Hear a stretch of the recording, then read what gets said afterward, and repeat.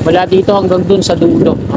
Nagki-clearing na para sa NSCR o North-South Commuters Railway Project. Kasi yung mga poste ng Meralco, mga kababayan, yun nandito dito. Ayan, ito na, ililipat na yan dito. Mga bago na halos yung mga poste dito.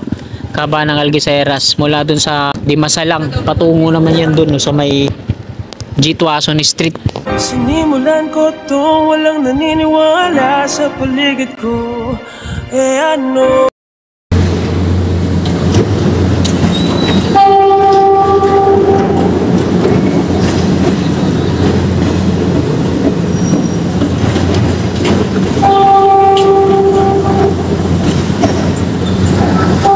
Magandang gabi mga kababayan, pahabol update po tayo. Oras po natin ay alas 6 na po ng gabi. Nandito po tayo ngayon sa may G. Tuason Street. Patungo tayo sa may Espanya on-ramp at off-ramp. Mag-uumpisa po ang ating update dito. Ito na, ito yung Magsaysay on-ramp dyan sa unahan. Entry naman dun sa Ramon Magsaysay Boulevard. Viaduct ng NX Connector patungong Ramon Magsaysay. Antipolo Street po yan dito. At dito naman sa tawid, ito yung hanay ng Antipolo Street patungong Espanya Boulevard. Bakit ang daming mga workers dito? Ayun, pinapantay pala nila yung pavement dito sa baba. Gamit yung excavator, inaalis yung mga nakaumpok na lupa na nandito sa mismong pavement. Nakapwesto na rin dyan sa gilid yung mga barracks nila na inalis dito sa right of way ng NSCR. Yan o sa unahan.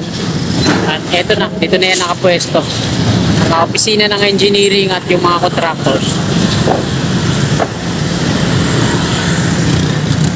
So ito po yung kaganapan ngayong gabi dito sa G. Tuason Street. Traffic naman, ito, medyo moderate lang.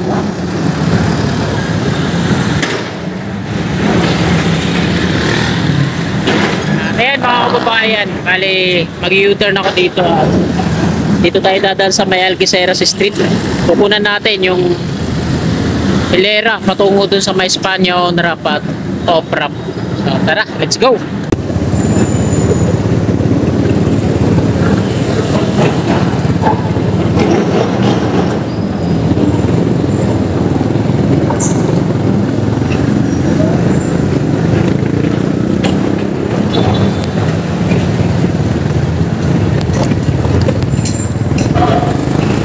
Kakana po tayo dito. Haba na po ito ng Algeciras Street.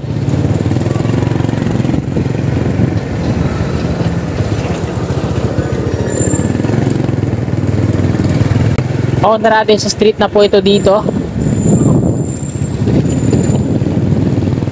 Ito na lang yung container na to na nakitira dito sa right of way ng NSCR. Pera dito sa kanan. Wala na. Malinis na. Inusog nila doon sa ilalim mismo ng viaduct ng NX Connector. So ito yung toll sa taas dito sa may Onrades. Ayun o, yung mga barracks nila. Pinasok nila sa ilalim. Ito na lang yung mga sasakyan, mga kotse na naka-parking dito. Mula dito hanggang dun sa dulo, no? Yung mga barracks nila. Nagki-clearing na para sa NSCR o North-South Commuters Railway Project kasi ito po yung tatamaan yung haba ng Algeciras Street kasi makipot dito sa kanan sa mismong may release ng PNR trend. Ito maliwalas na dito, no?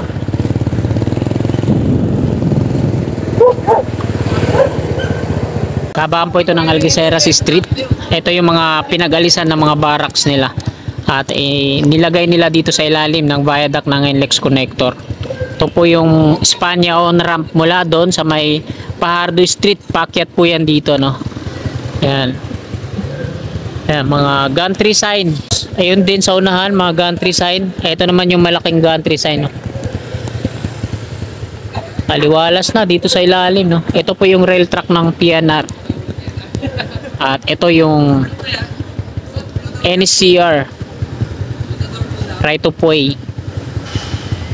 Yung mga poste ng Meralco, mga kababayan, yun nandito dito. Ayan, ito na, ililipat na yan dito. Mga bago na halos yung mga poste dito. Kaba ng Algeciras mula dun sa may ano, sa Dimasalang, patungo naman yan dun, no, sa may G. Tuason Street. Yan, mga bago na yan halos yung mga poste. Bali ito, aalisin to, itong salasalabat na to, mga octopus wiring, ano. Ilipat yan dito sa kaliwa. So, diretso tayo dito sa may Espanya on ramp. Mayroon pa dito pala, ayun oh.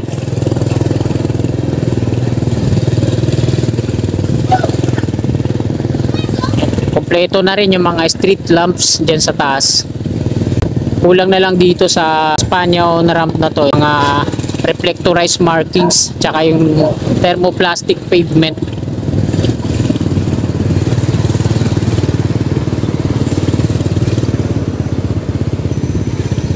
So nandito na tayo sa may Fajardo Street. Ayan o. Meron din gantry sign dyan o. Lalagyan ng mga signage.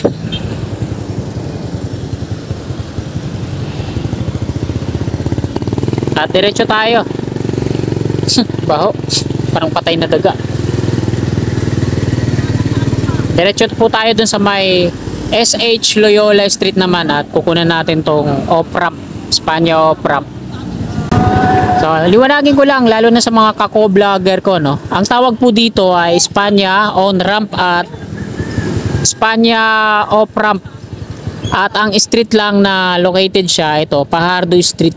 At doon naman sa kabila, Loyola Street naman. Pero part pa rin ito ng rampa patungong Espanya Boulevard, diretso doon. Ang viaduct niya doon sa unahan, mayroon pang mga mangilan-ilang mga GI pipe, ayun, yung mga GI pipe na yun sa gilid-gilid, o scaffolding accessories. Tapos yung mga net, so hindi pa naalis, no? So ito yung viaduct niya, section 2 mula dyan sa Espanya Boulevard patungo dun sa PUP Santa Mesa, kung saan nag-e-end o dulo ng NLEX connector. At pagdating naman dun sa may sa may Maui Oasis mula Tomas Claudio, section 2A na po yun ng Skyway Stage 3 o sanga ng Skyway Stage 3. At doon sila maglilink. Ang section 2A ay mula Tomas Claudio to PUP Santa Mesa. So ang NLEX connector ay C3 umpisa hanggang dito sa PUP Santa Mesa. So PUP Santa Mesa parehas yung dulo-dulo nila na doon sila maglilink.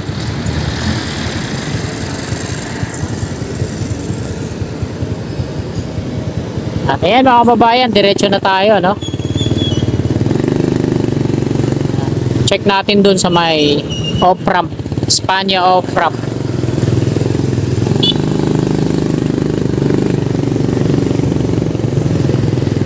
Dito tayo dadaan sa may Algeciras Street. Meron pang mga container dito, no? Yung right of way ng NSCR, marami mga alagang manok dyan. Ayan o, mga barracks nila, napapaikutan ng mga pinolik board.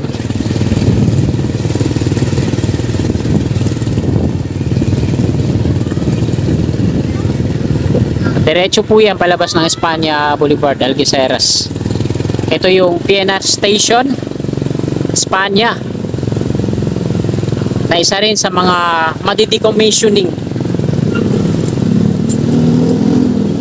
Yan, may train sa dulo, ano? Ayun, yung train patawid na dito sa Espanya Boulevard. So galing tayo kanina doon. Ito yung right of way ng NSCR o North-South Commuters Railway Project. So wala pang announcement kung kailan isasarado to, no? Magkakaroon ng closure. So tuloy-tuloy pa rin yung biyahe ng mga train natin, no? Mula dito sa Tutuban to Alabang. So, ito na nga yung train. Ito yung pang 6:30 yata na biyahe kung di ako nagkakamali. Tapa po ito ng SH Loyola Street patungo doon. No? At ito, ipukunan natin na update dito sa Espanya Pram. Yan. Antipolo Street dito sa ilalim, diretso po yan patungo doon sa Espanya Boulevard. So sarado. At meron ng isang bahay dyan na na-demolish. So tatlo daw yung i-demolish dito patungo doon sa may butika. Sabi ng nakausap kong gwardiya, babantay dito.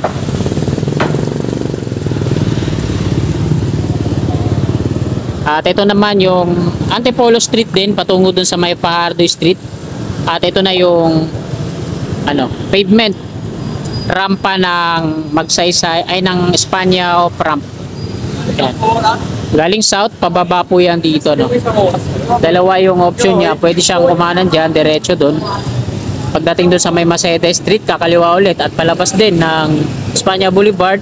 At ang diretso naman, patungo ng Laloma, Blooming Street. Pwede rin siyang patungo doon sa baybay niya yung kapa ng Maceda Street. Antipolo Street, palabas po yan dyan. So, ayan yung second option yan. Malawak din pala dito yung daanan.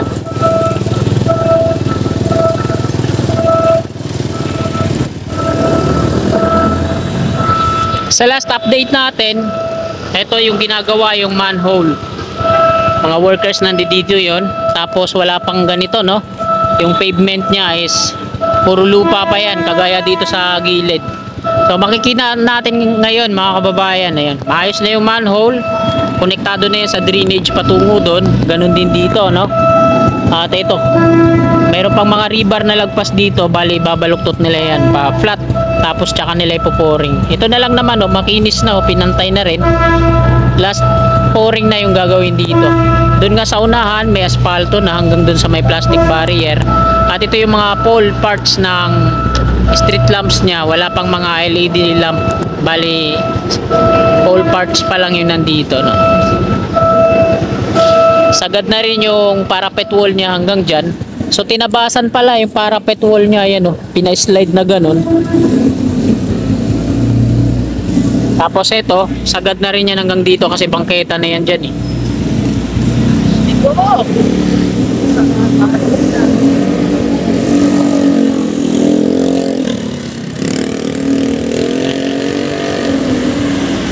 So mayroon ding gantry sign dyan sa taas, no?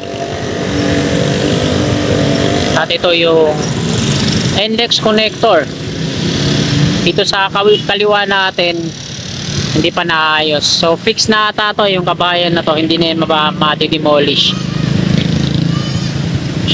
Bali, hindi ko lang alam kung sisimentoin pa yan dyan, no? Sa gilid, ayusin pa, no?